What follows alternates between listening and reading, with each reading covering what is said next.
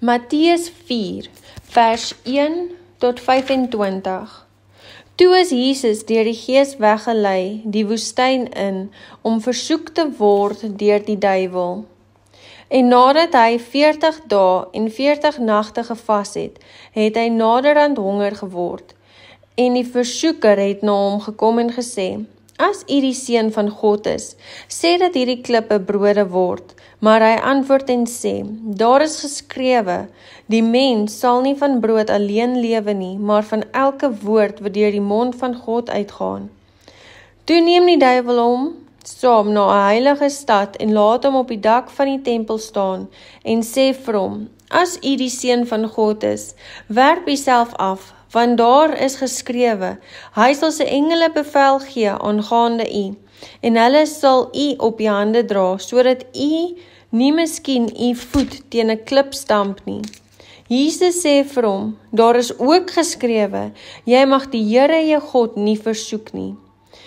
Weer neem die duiwel hom saam na 'n baie hoë berg en wys hom al die koninkryke van die wêreld en hulle heerlikheid en sê vir hom, al hierdie dinge sal ek aan u gee as u neerval en my aanbid. Toe sê Jesus vir hom, gaan weg, Satan, want daar is geskrewe, die Here jou God moet jy aanbid en hom alleen dien. Daarna het die duiwel hom laat staan, en daar het engele gekom en hom gedien.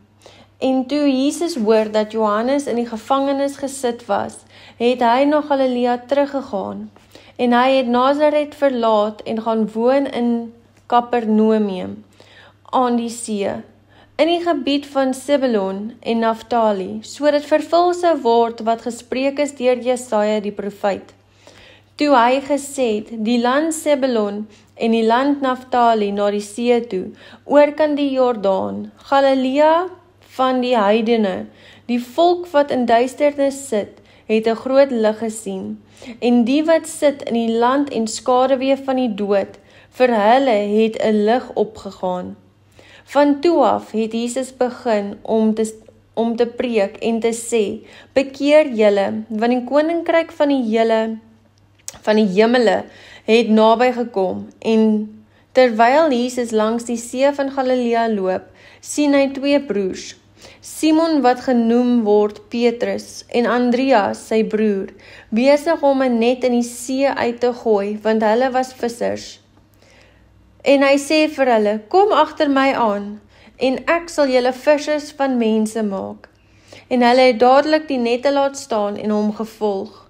En toe hy daarvandaan verder gaan, sien hy twee ander broers, Jakobus, die seun van Zebedeus, en Johannes sy broer, en die skei saam met hulle vader Zebedeus, besig om hulle nette heel te maak, en hy het hulle geroep.